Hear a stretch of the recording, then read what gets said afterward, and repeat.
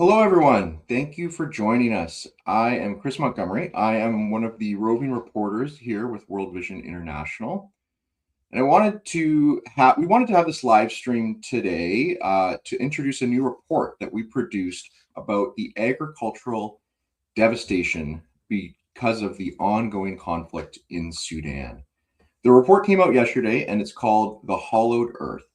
And we will have a link to it in the chat for you to read afterwards. But for now, we're going to actually start with a video that I produced that outlines some of the findings of the report. And after the video, we're going to be joined by a few of my colleagues. It's going to be great. We have a few from Sudan, as well as those that have been in Sudan over the last few months to hear firsthand what it's like on the ground there.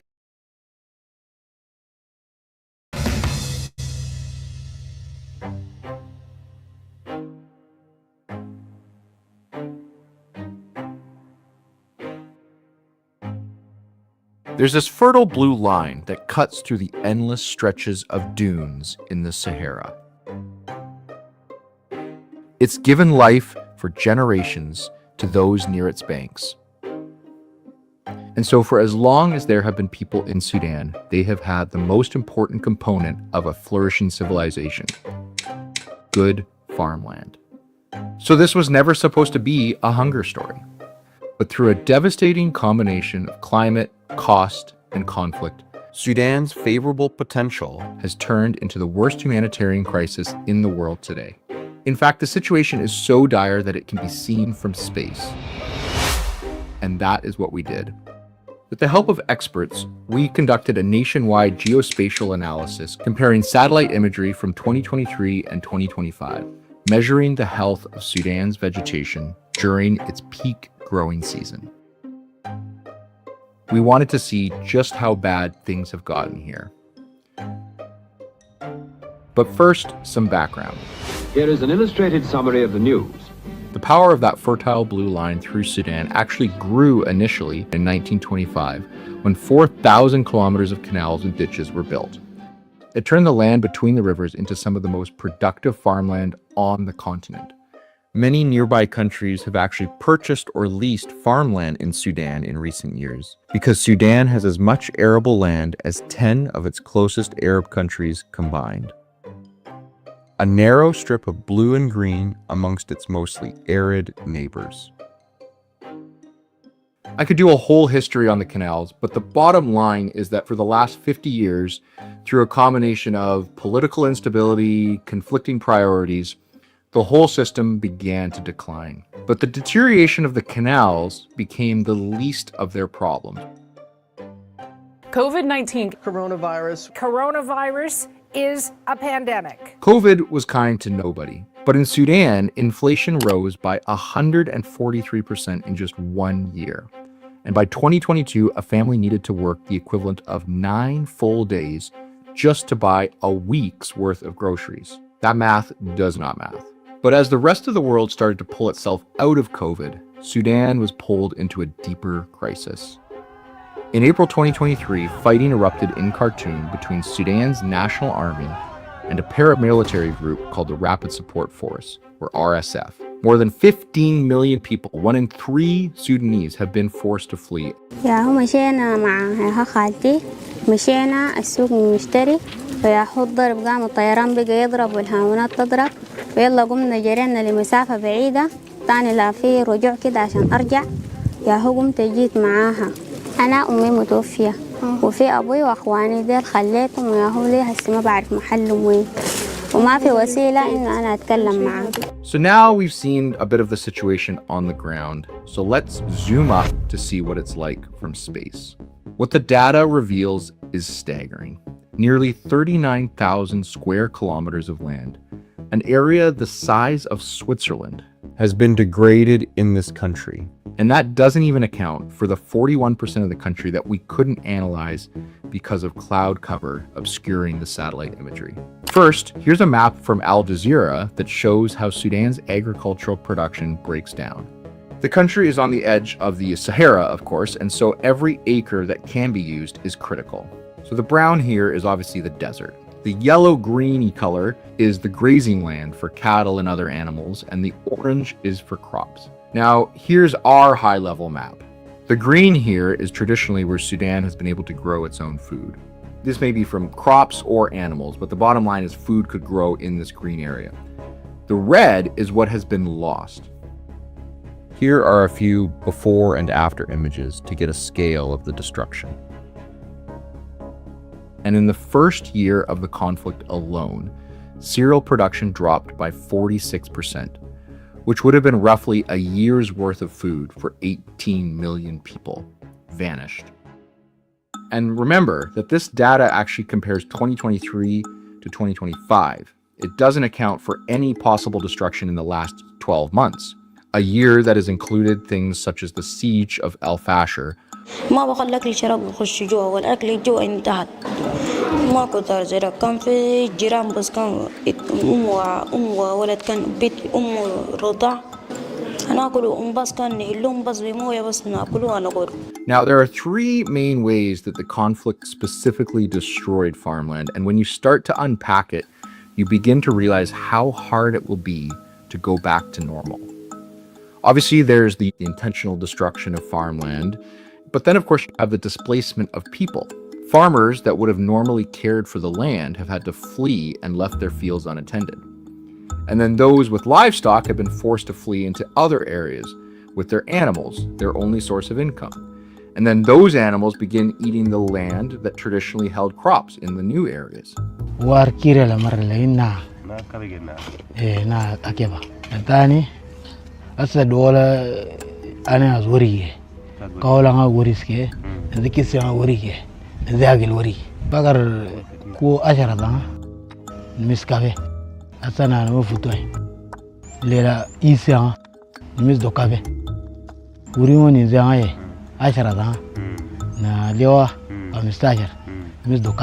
So in order to return to what it was like before, whole infrastructure has to be rebuilt so that any crops grown have a place to be processed or distributed. But then also, thousands or even millions of farmers have to find their way back safely to where they were before and start over on their land. And of course, that is if they weren't killed in the process. Sudanese people will be reliant on humanitarian assistance for years, or they will starve. All of this in a country that should be sending out food rather than bringing it in. That stat about how many days of work to afford a week's worth of groceries, now it's more than 20 days for 1 week of food. Today, an estimated 40% of Sudan's population, nearly 20 million people, are expected to need food assistance in 2026. The hunger is concentrated where the agricultural destruction is the worst. In Darfur and Kordofan, satellite data shows agricultural losses between 30 and 40%. These same regions host the highest concentration of displaced people. So you have the most amount of people moving into the areas that are the most dysfunctional and destroyed. World Vision has been working in Sudan throughout the conflict, one of the largest humanitarian operations in the country. And in regions where markets are still functioning, we use cash assistance to help families make their own decisions about their most urgent needs. In agricultural areas, World Vision is distributing seeds, tools, and other things to help these farmers hold on to what remains of local production. Mobile health clinics are reaching children and women where facilities have collapsed. And child-friendly spaces are giving children who have survived unimaginable things a place to be safe, play, and recover. But Sudan has never been a simple story of a poor country that cannot feed itself.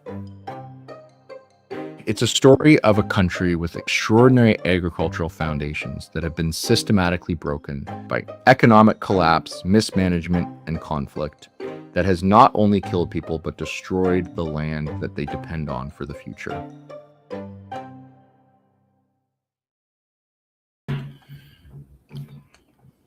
So as you can see, the situation is dire. The satellite data shows how conflict and climate pressures are combining to undermine food production. And really the bottom line is that millions of children here are at risk of hunger, disease, displacement, and long-term harm.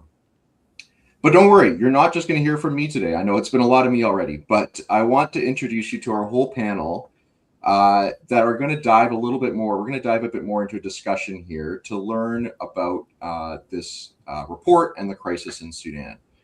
So I want to introduce our panel. Joining us from Sudan is Simon Mana, who is the National Director for World Vision Sudan, and he leads one of World Vision's largest humanitarian responses that we have.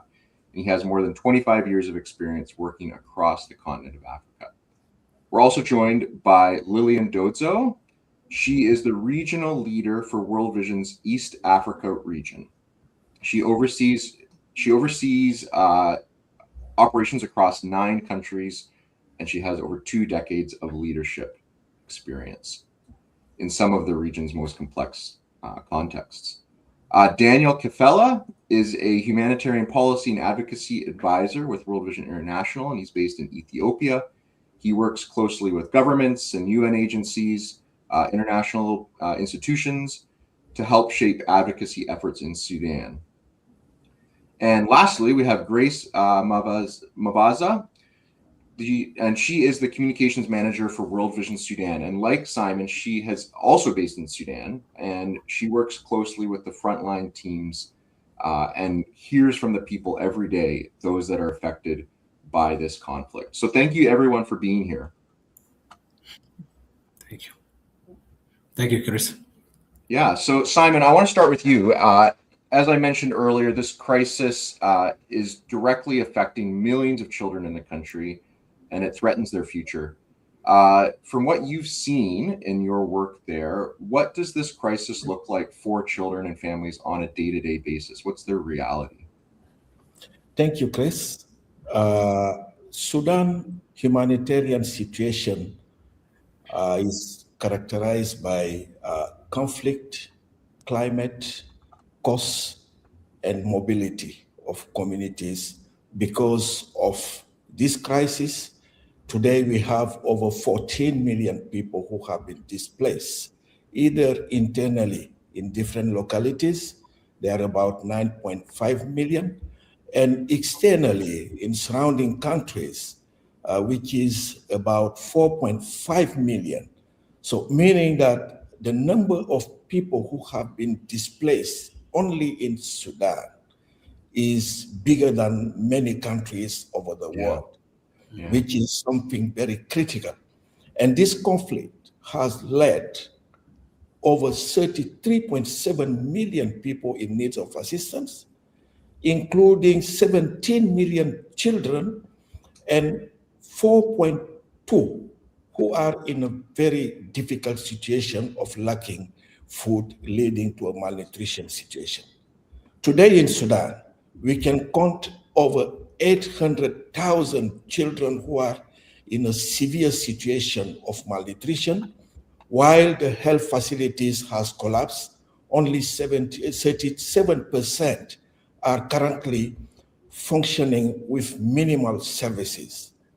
The last pediatric hospital in East Darfur have been recently bombed by drones, and many children have been killed in Sudan. So Sudan has become a poly-crisis where, in a daily basis, communities are struggling to find a meal to feed their children and themselves. So it's one of the devastating crises. The reality is communities are suffering and highly suffering in Sudan without being responsible of this crisis they are facing in such a context like Sudan. And this situation is being exacerbated with the coming rainy season. In some places, it's already started raining, especially in the Darfur side, where access has become challenging. Diseases like cholera outbreak, dengue fever, measles, and monkeypox in Jabal Mara area are part of the elements that are increasingly impacting the vulnerability of children. So today Sudan has to be on the radars, and the situation is becoming more and more critical, and food is running out of communities, and we don't know what will be the future for those children. So with the rainy season, you're saying like not only is it harder to get supplies to people, but diseases are also going to spread much more easily in the sort of still water and the rainy season that spreads those diseases. Yeah. You had a lot of numbers there, and one of the numbers that stood out to me in the report was 39,000 square kilometers of arable land has been degraded during this conflict. Can you maybe explain for the audience why the destruction of the farmland and the agricultural systems is such an important part of understanding this crisis? Yeah, Sudan, traditionally talking, is an agricultural context, employing over 66% of its population. Wow. Today, over 39 square kilometers have been totally abandoned because of the conflict and the continuous displacement that we are facing. People are fleeing their own localities for the safety, leaving behind their farms and whatever they have, even the livestock, because sometimes it's difficult to move with the livestock from one location to another. Sure.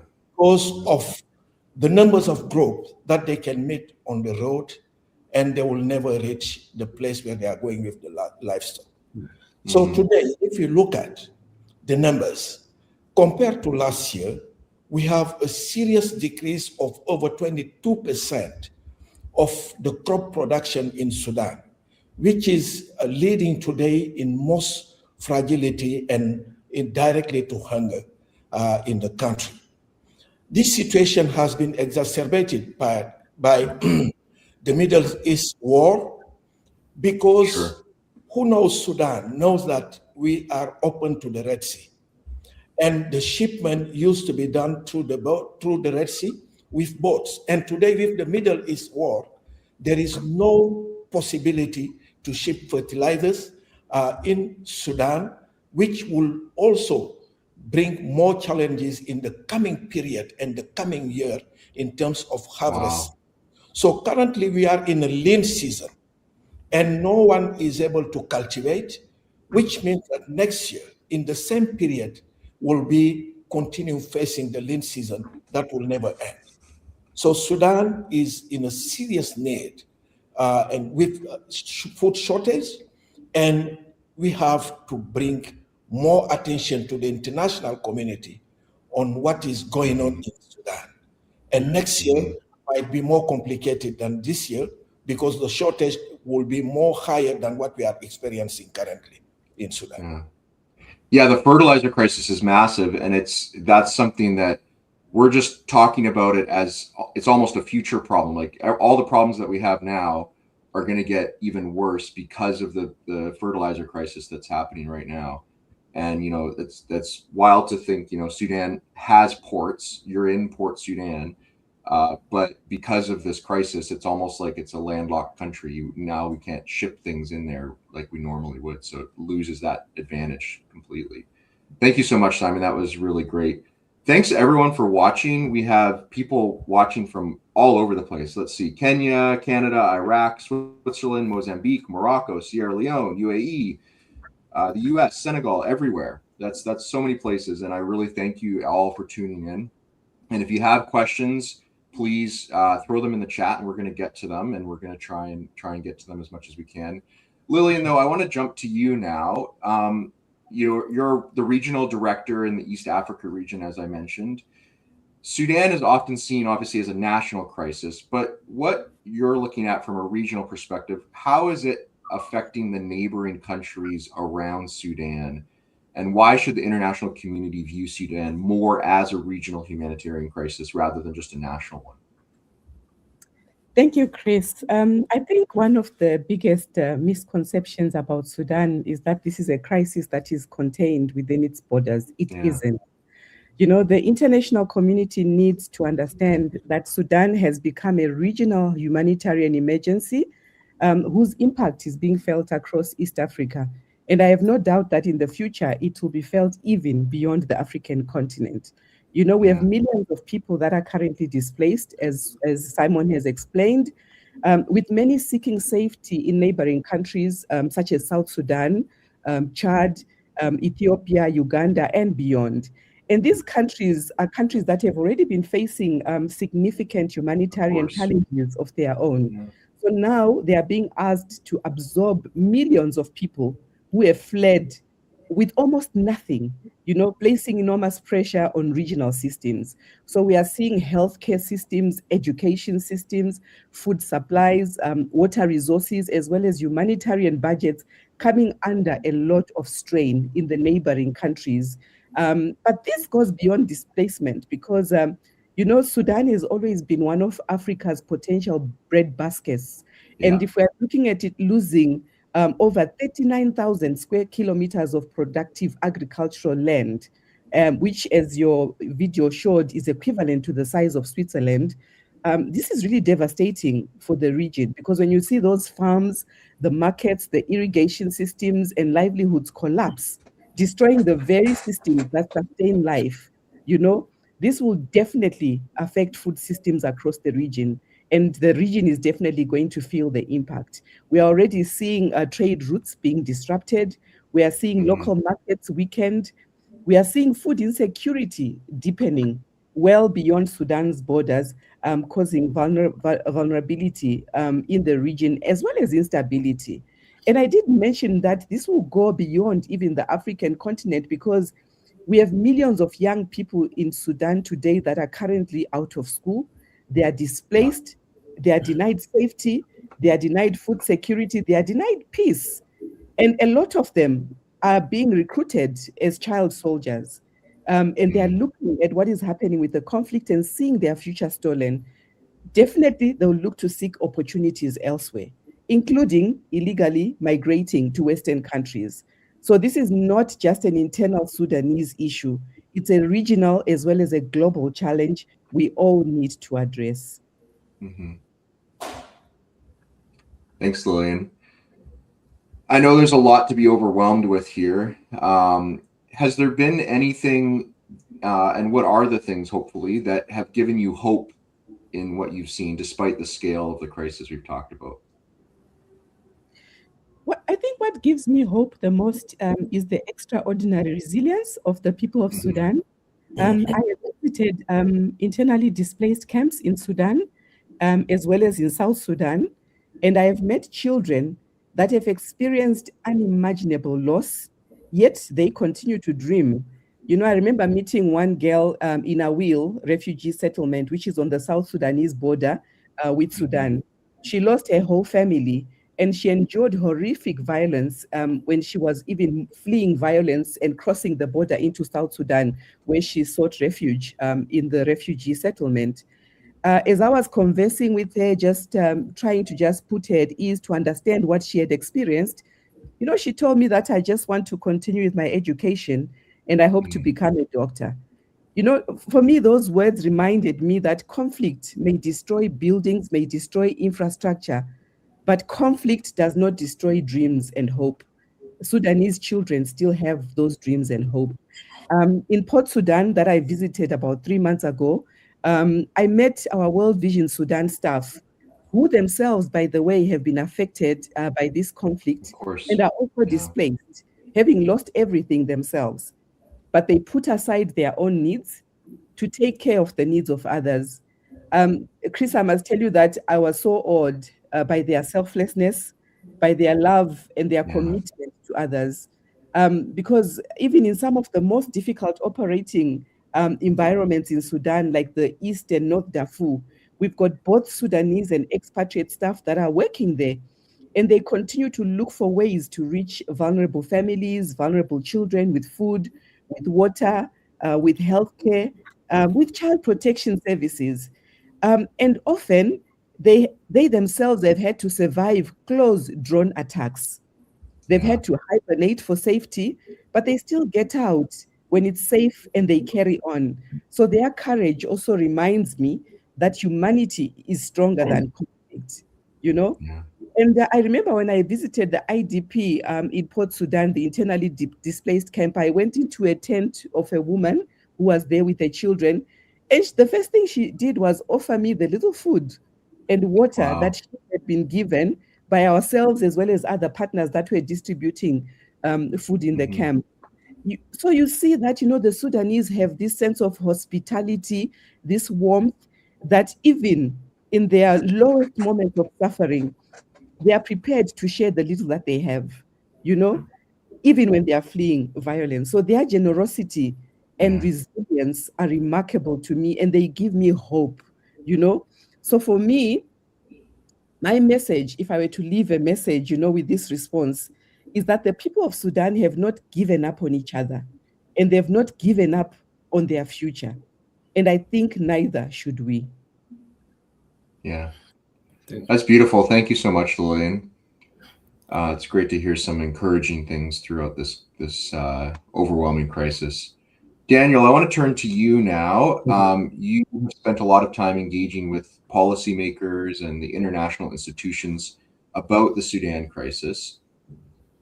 And despite all of this, it's despite it being one of the largest humanitarian crises in the world, or the largest, it sometimes doesn't feel like it's getting the level of attention that it deserves. There's a lot of things in the news, a lot of noise. Why is it important that we push for more international engagement on this issue? Thank you very much, Chris, for raising this important question. Actually, before answering the question, just I would like also to share a story from my engagement in the field experience in Sudan. Yeah. Do you hear me? Yes, I hear you. Yeah, please go ahead. Yeah. During a recent visit to Sudan, I met a woman in IDP camp.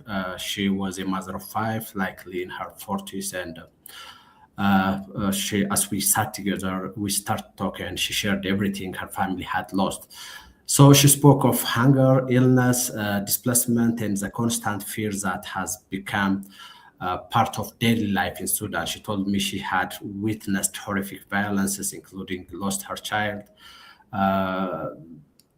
assaults against adolescent girls in her community, and other atrocities. At one point, I asked her, how do you feel?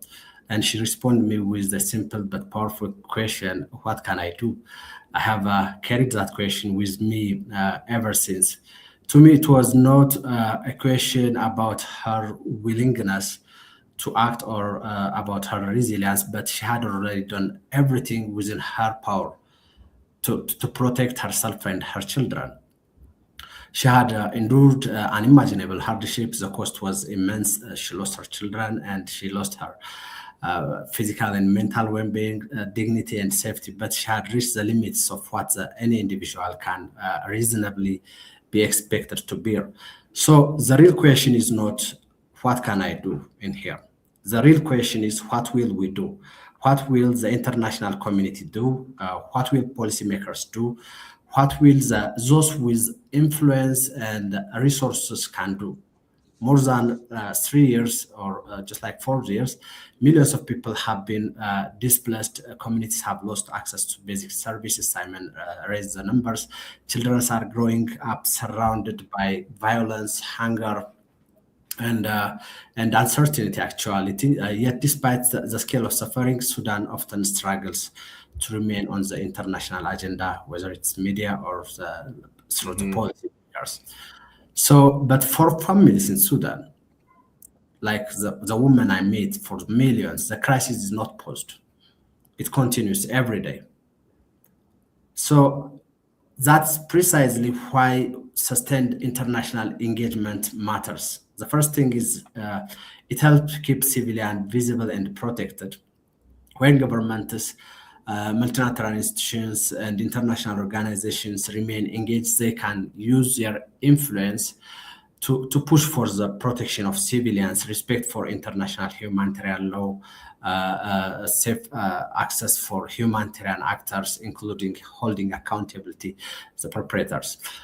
The second is international engagement is essential for maintaining humanitarian support in this context, especially in Sudan context, because millions of people depend on assistance currently, just like Simon said, 33.7 million, and half of them are children. So they need food, healthcare, clean water, protection. So without sustained political and financial commitment, humanitarian agencies simply cannot meet the scale of need. The consequence of funding gaps is immediate and devastating, especially for those vulnerable or affected community. But the most important thing why we need that international attention is, or why we need international engagement is, lasting solutions require political action, especially in Sudan. So humanitarian aid can save lives, but it cannot end the conflict. That's our experience in Sudan. The international community has an important role to play in supporting diplomatic efforts, encourage dialogue, and creating conditions for peace. Without that engagement, it's going to be really difficult. There is a real risk that the crisis becomes normalized and forgotten if we do not get those international attention or engagement. So everything is required in that way. So the message is here simple: Sudan needs a sustained international attention or humanitarian support or diplomatic engagement. So that's why we need to answer the first question that I raised. What will we do? What will we do? So because of millions of Sudanese children, the answer to that question will shape their future. So it's the most important things that we really need from the international community. Thank you, Chris. Yeah. Well, and that, I mean, that is the question, right? What will we do? And I think something that became clear in the report is it's not just what we can do in the short term. The humanitarian assistance, that immediate thing is obviously important to keep people fed and provide water, but it's not a sustainable long-term solution. So from your perspective, what policy changes or long-term commitments would make the biggest difference? Yeah, as you know it, humanitarian aid cannot just like change the situation in Sudan, as I said. This is obvious, and the report also stated that one, and everyone knows and understands that issue, because it cannot and on its own solve a crisis of the scale or such kind of duration. So I know we have really a lot of priorities regarding Sudan, whether it's in terms of policy changes or commitment, especially whether it's for the conflicting parties or for the international community. So that would make the big difference right now. Is I would like to highlight some of the priorities actually that also mentioned in the report.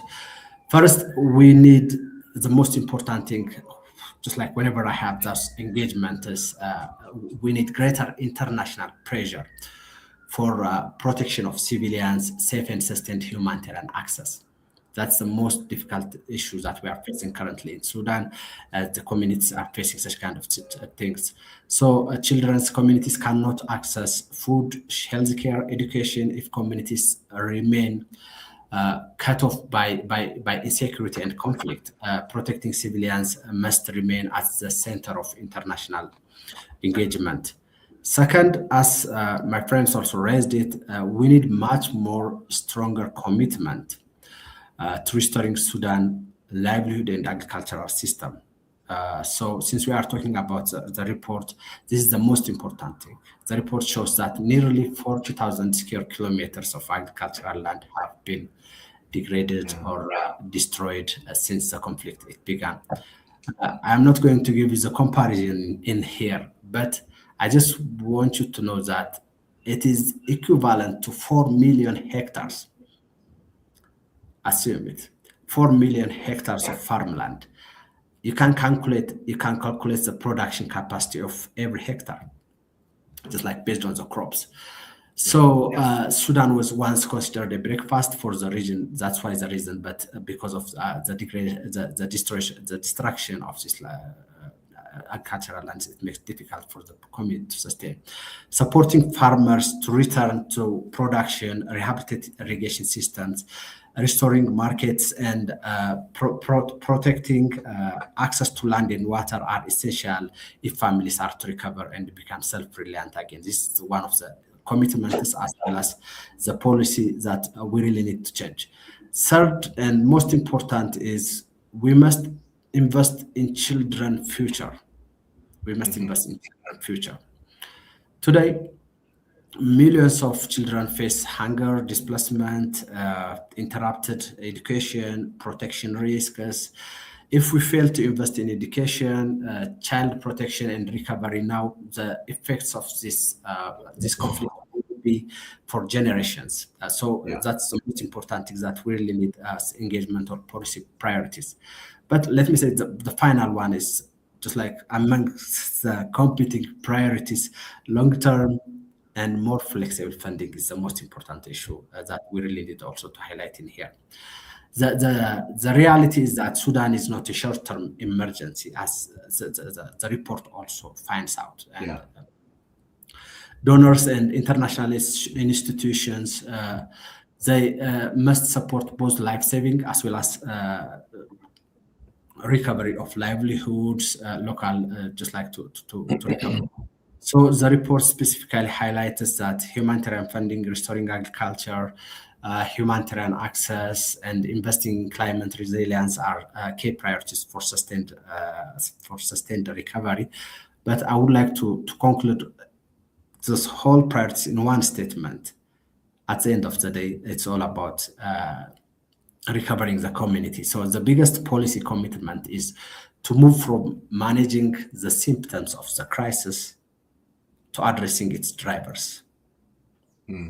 So it will bring us again to the political solutions, to the diplomatic efforts that we really are looking forward to the international community. So if we want children to have a future, if we want the nation to have a future, we must help restore the systems that allow families and communities to thrive. This is what I can say, just like as a priority. Thank you very much. Thanks so much, Daniel. That was excellent to hear. All the work that needs to be done still. Grace, it's time for you. Thank you for waiting patiently for your turn. It's so great to have you. You're doing just incredible work. I've had the joy of seeing all the incredible communications work and photography and stuff that you're doing there. And you get the opportunity to meet people firsthand and hear their stories firsthand and capture them in impactful ways. What has struck you most as you've interacted with these communities that have been affected? Thank you, Chris.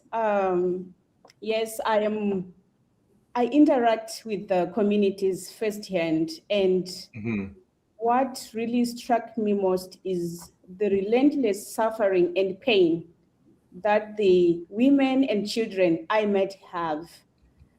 So when the Sudan story is being told, usually it's about the figures, the scale, the magnitude, the amount. But I have met them, I have spoken to them, and through their voices, you could feel the pain that they have because they are going for days without food. Children are crying each day because most of them, they are suffering from malnutrition. And as we have the figures, they say more than 850,000 children are suffering from acute malnutrition. And I saw those children. And to add more to that, the mothers of those children are also not able to breastfeed their children because they don't have food to eat. So this is because there is no access to food. Sudan communities are suffering from acute food insecurity because their fields are lying idle. For 3 years and now going into the 4th year, they have not been able to till their land. The land that used to give them food is now a path for displacement.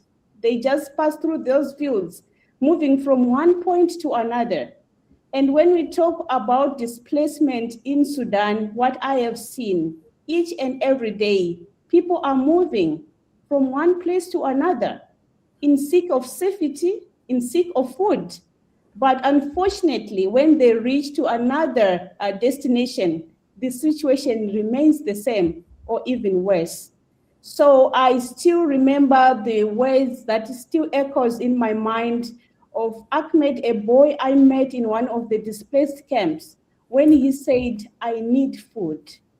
His voice was weary, he looked so weary, and he just needed food and water, because in the displaced camp that he was living with other 200 unaccompanied children in that camp, they didn't have access to food, no water, no clean water. So this is the situation that most children are facing currently in Sudan. Most communities are facing.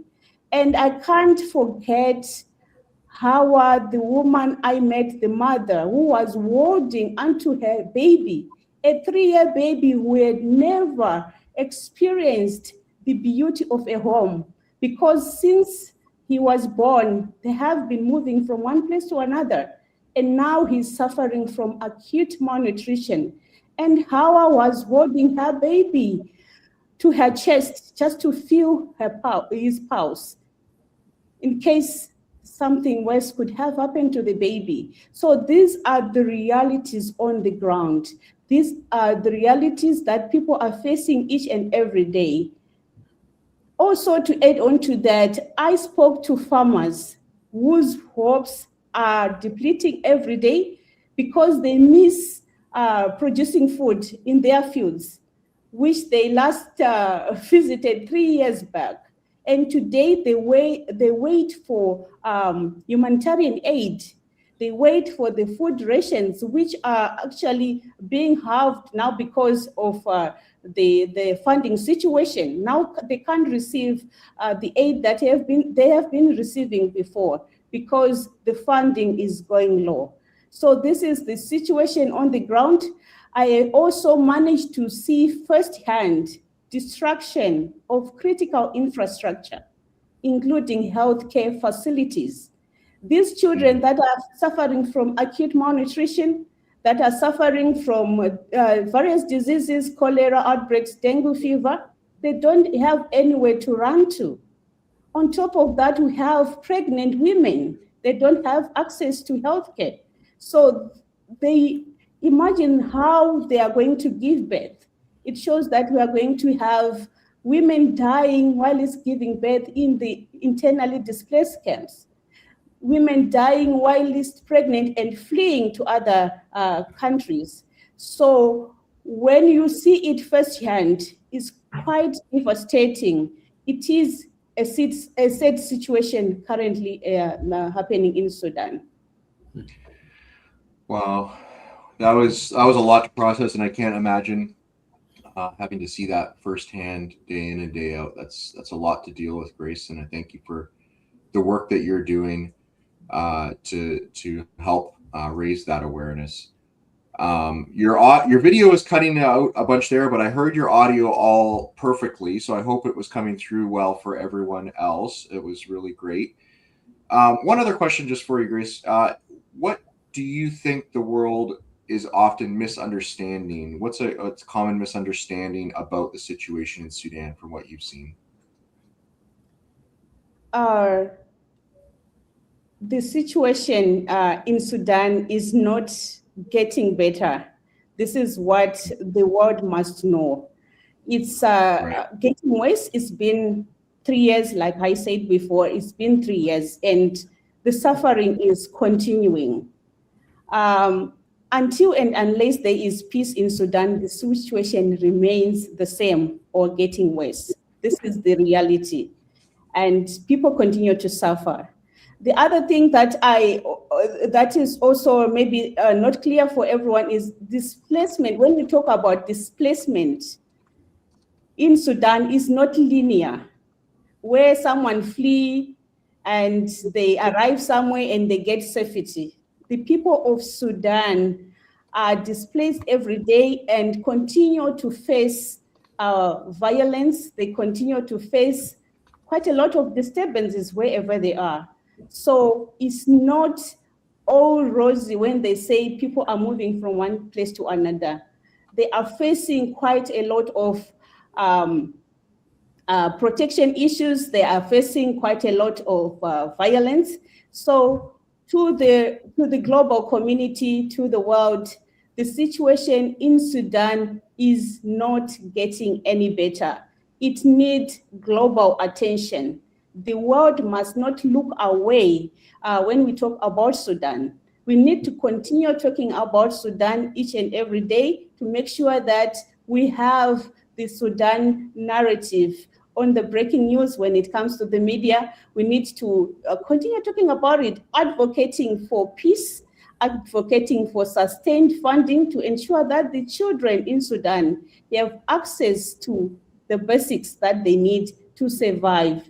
But above everything there is need for peace in Sudan.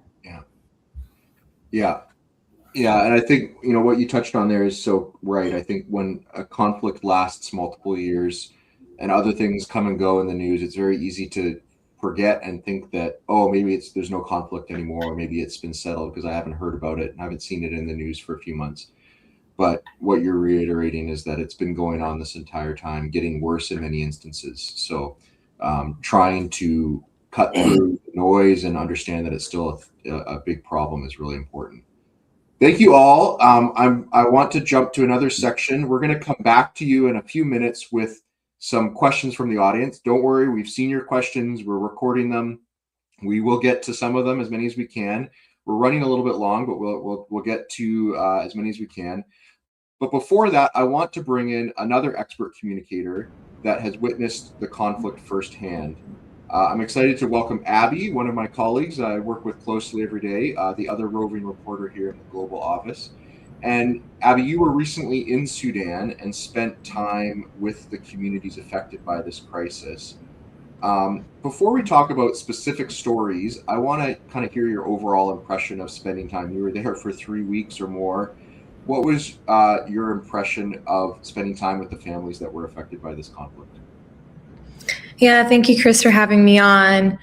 And just to paint a picture from the get-go, everyone in the panel really carried those stories through, and I relate to all of those things that Lilian and Grace have seen.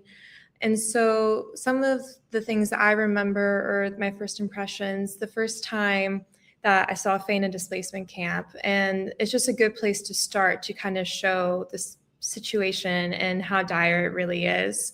Because when you get there, it's a camp filled with shelters that you first noticed along these rolling hills. And people have built these shelters from things that they could find all around them. They built it through sticks, cloth, plastic sheeting. A family of 6 or 7 all remain underneath one of these temporary shelters. And very little aid is reaching Fena and other parts of Sudan. And in some parts, there's no aid at all. And it wasn't one thing being broken that got to me. It was everything all at once. There's no real health care. The food is so hard to access. Clean water is really hard to come by. And those type of things that normally hold daily life together are just completely gone. But the thing that I didn't expect is that life is still going anyways. It's been 3 years of this conflict, and there's still markets. People are still getting married. There are a couple of weddings that our colleagues had to run to after work. Kids are still playing in the dirt, and that's happening right next to everything else at the same time. So this contrast is so apparent. And I think when we say the word crisis, a lot of times people picture everything stopping at once. Yeah. Life hasn't stopped. People are carrying on, mostly because no one is coming and they know that. So that was one of my biggest impressions, was just people are not waiting to be helped. They know that aid coming in is so difficult to come by. So people are managing those daily tasks on their own amongst community in conditions that no one should have to manage. Mm-hmm. Well, and one of the things Grace mentioned there that really stood out to me, maybe especially because I have a son of a similar age, like for these kids that are 3 or 4 years old, that's their whole life. It's not like they're like remembering a past time and waiting for that to happen. Like this conflict, this displacement is their life. So of course they're going to just continue on because it's all that they know. Yeah. So is there a particular story? Is there something, when you've reflected back and sharing with friends and family, is there a particular story that stands out and stays with you? There's so many stories. I've met so many different families and children and women, and all of them have such a heartbreaking but beautiful story to share. And one that stands out to me and that you highlighted also in the report and in the video is a young boy. His name is Yusuf. And simply put, he's incredibly remarkable and bright. And talking to him, he was at one of the IDP camps, internally displaced camps. And he was one of the many unaccompanied children that I had the opportunity to meet. He's only 14 years old, and he was telling me his story of how he got to this camp. And where it began, he is from El Fasher, and like we know in the news and all the stories we've heard, the fall of El Fasher was really devastating. And Yusuf was telling us how families, his own and his neighbors, just could not find food. He had to resort to eating animal feed. And when he shared that to me, it just was so visual and stark to what people are being forced to do in order to survive, especially children. Like, he's only 14. And Yusuf was saying that he was playing a PlayStation with his friends. I think he was in a group with around 14 other boys when there were just a series of attacks on the city. And that's when he fled. He just ran without any shoes. And he told me that that's where he lost his family. He hasn't seen his parents since then. And that journey, can you imagine being alone in the middle of nowhere, in the heat, trying to find any source of life? And like, that's how he was able to get to this camp, and he's now been reunited with his grandma. But that type of story just really painted a journey of what these children are forced to deal with. And it's not just Yusuf, it's thousands of children that are forced to live in these unbearable situations. And that's the thing, it just hasn't stopped.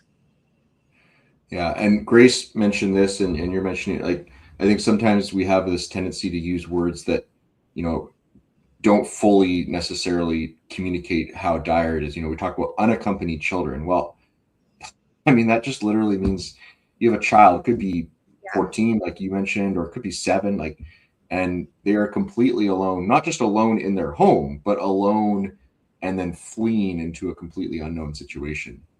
It's catastrophic. I want to try and switch gears to maybe some hope and maybe examples of resilience, determination. We've heard a lot from everyone about how incredible the people of Sudan have been throughout this. Was there anything that stands out to you as hopeful in this dire situation? Yeah, it's such a hard switch to go from hearing these stories and then trying to find that resilience. And the honest answer is that nothing you can capture, photograph, or no numbers or quotes word for word can really show what is happening in Sudan. But what stood out to me, just coming from the outside, it was what the Sudanese people were doing for one another. And in Kefela, that was something that stood out to me in all the stories I was hearing. When I was talking to a woman, she told me when she first got there, a group of people that were neighboring her helped build her shelter because she had no energy. Beautiful. She told me how that some other neighbors invited her and her children to come and eat. And that family already was struggling to feed their own children, yet they were inviting those who had nothing to come and join them. So the Sudanese people are really looking out for each other. They have each other's back, and they're really standing alongside one another because a lot of them feel isolated, or they feel like there's no one coming in. And so in those moments, a lot of times you can crumble. But the Sudanese people are staying resilient in the sense that they're looking out for one another and making sure that everyone in their community is taken care of. And even the host communities that are letting in other people who have fled from their cities, they already have very little to themselves. Everyone has been impacted by this conflict, but they're offering people work, whether that's working at a tea shop.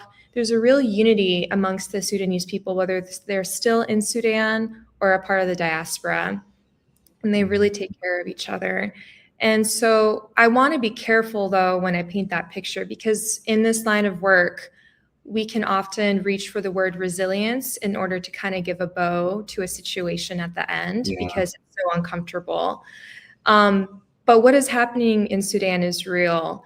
I can't really put a happy ending to what is happening, because there isn't one, especially not right now. So the feeling in Sudan is that there is no end in sight. And that feeling was really palpable when I was there. And it sat over everything, conversations with colleagues, with people that I met. So resilience should not let the world it's not a pass. Like the resilience should not be a pass. It should not give an excuse for the people of the world to look away. It should do actually the opposite. Sudanese people are strong, yes, but they shouldn't be forced into survival to even begin when. They shouldn't be in this situation. They should be allowed to thrive. They should be allowed to have water, to have food, allowed to not fear for their lives. And the point isn't to admire how much they can endure. The point is to refuse to look away from why they have to endure. So that's kind of the message that I want to end on. Yeah, it should inspire more action from us to see what they're going through. Exactly.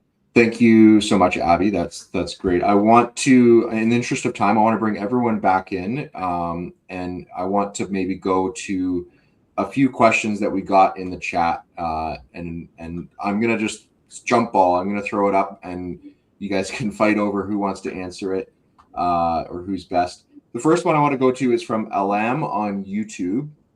Apologies if I didn't pronounce your name correctly. How does World Vision plan to translate the findings to support?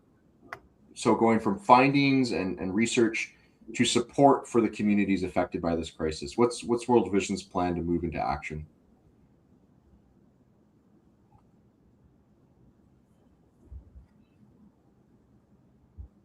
Simon, I see you unmuted. Maybe I can just jump to you on that. Is there something that's, we've found from World Vision? We've done the report, and the report is important for advocacy, but how are we moving into action items for this report? Yeah, thank you for the question. Maybe what I will say is, looking at the planning that we have and the changing context in a daily basis, one of the elements on which we'll be focusing in is to build more coordination around the initiatives, working with other partners, because the needs are huge, and not only World Vision will be able to cover all the needs. We have to join our efforts to others, but continue also to engage different donors and the local government for us to maybe gain more peace and ensure the situation scale down progressively in Sudan. But we cannot work in silos. We have to build strong relationship and strong joint efforts with other partners. And the other element is continue appealing for more funding, because hearing over 33 million people in need means that whichever volume of funding that we will get for Sudan will not be enough to cover the needs, because all sectors has collapsed, and we need more efforts on that. And we need also people to join us, the international communities, different donors, different partners, to join those efforts that World Vision is doing on the ground to cover the needs and bring more hope to communities suffering in a daily basis. Yeah, and that's great segue. I want to highlight that, again, the report is linked in the chat. It's easily accessible. There's a web page for it. At the bottom of the web page, there is a place to give, and you can select the country that you're from so that you can donate directly there. And it goes to World Vision, and you can see on the screen right here where the people that are working in Sudan, it's going to help in the country directly, all of the people that we've been talking about today. I want to go to another question that's really important too, from LinkedIn. How are the children, and maybe Grace, I might go to you on this, how are the children emotionally and psychologically adapting to this new normal? They're dealing with, we've talked about all the things they're dealing with. Are they becoming radicalized? Are they resigned to the fate? And what will this have on the prolonged conflict? If what will it look like for their youth and adulthood moving forward? Okay, thank you, Chris. So the children, when you speak to the children, they are really in distress. But because this is the situation that they are living in, I would say maybe they are now finding it as that's the normal for them currently. Like I said, there are some children who were born in when the war started, when the conflict started. So for them, that's their normal. But I would say when you speak to them one-on-one, they have so much distress and they need psychosocial support. This is what I could say. Even though they take it as it is each and every day, that's not the normal. They need psychosocial support, which is something that the global community need to know, that there is also funding that is needed for protection of these children, to provide psychosocial support, to ensure that the trauma that they have, most of the children, they have seen their fathers, their mothers being killed, I would say that. And imagine the trauma that they have. Even if they can smile today, even if they can smile when they look at you, they have so much distress, they have so much trauma, and there is need for psychosocial support for the children of Sudan. Yeah. And that's where I don't know if we've touched on it specifically on this call, but the child-friendly spaces that World Vision has in many of these communities, Abby captured some great content on that. Those are places that are safe, secure, and have a spot for children to come and play, which is something that in their daily life they're just not able to experience. And that can help immensely with the psychological trauma that they're dealing with. And that is just one of the many things that World Vision's doing. And if you donate, that is one of the many things that it helps provide for children. I want to go one last question, I think, just in the interest of time, maybe to Lilian. What are some ways that the international community, Daniel, you can answer this too, because I know you're in advocacy. What are some ways that the international community and individuals support? Sorry, let me read it specifically. What ways can the international community and individuals support the people of Sudan, especially vulnerable children? You know, the picture that Grace painted, Chris, about a woman called Hawa holding her child close to her chest just to feel her pulse, has really stayed on my mind. I mean, it's harrowing to think that a mother has to resort to this. And to answer this question, the international community has a huge responsibility. We've heard from Simon the insufficiency of resources. So the international community and individual givers or whoever wants to support Sudan must help to provide sufficient, flexible, and sustained funding now. We need that money now to be able to prevent Sudan's humanitarian crisis becoming a generational catastrophe. You know, when I think about the humanitarian funding in Sudan now, the UN had given a projection that we need about 2 billion United States dollars to be able to cope and to fund activities that could address the infrastructural damage and the psychosocial issues that the people of Sudan have gone through. But unfortunately, only 16% of that has been funded. Wow. So there's a huge deficit in funding, in international funding, that we require to really be able to meet the needs of the people of Sudan. So my appeal would be, let us please not forget the people of Sudan. Let's hear these stories and really put faces to them, because these are human beings like you and I. I'm a mother of a 16-year-old, and when I hear Abby saying a 14-year-old boy is displaced, unaccompanied, having lost their parents, I can't imagine that for my child. And feeding animal feed. So the world should not look away. Let us see what we can do to fund these organizations like World Vision and others that are present on the ground, who are really doing their best to make sure that they meet the needs of the most vulnerable Sudanese. Yeah, I mean, it's not just a matter of the funds not helping, or if the funds don't come, it's not just a matter of the now, but that 2 billion that you talked about, the longer that funding doesn't come in, it's like the opposite of an investment, right? It's just going to spiral into more and more costs down the road, and it's just being kicked further down the road, and those billions will grow and exponentially in some cases. And so acting now is an absolute necessity. Absolutely. Well, if there's anything else, I want to. If there's anything else, just like I just want also to emphasize go. one thing in here. I know the international institution can support us in a lot of things, including, as Lilian said, the most important funding, and as well as different engaging in political dialogue. But I assume that most of our audiences today are also individuals. So I would like also to send a message for those individuals who attend today, and they can take that message also to others as well. So one of the most powerful action is not to look away. Please just like focus on Sudan and try to see what's happening in Sudan. So people can help by raising awareness, sharing credible information about Sudan, or supporting trusted humanitarian organization like World Vision, as Lilian mentioned it. So encouraging their elected representatives to keep Sudan on the international agenda is one of the most important things I think that individuals need to do regarding Sudan. So I would like to emphasize on those things. Thank you very much. Thank you. Thank you very much, everyone. As you can see, some of the realities of working in the field here, Simon and Grace, I think have lost power.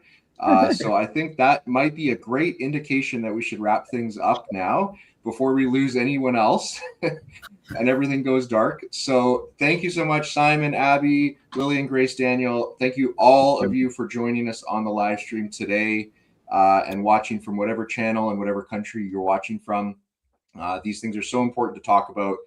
Raising awareness is the first step for this and understanding the issue. But as we've said today, moving past that to action, to funding, to advocacy for funding, all of these things are the important next step. So I want to encourage you to dive into the report more and put more questions in the chat. We'll try and come to them separately if we can. Thank you, everyone, for joining us today for this important topic.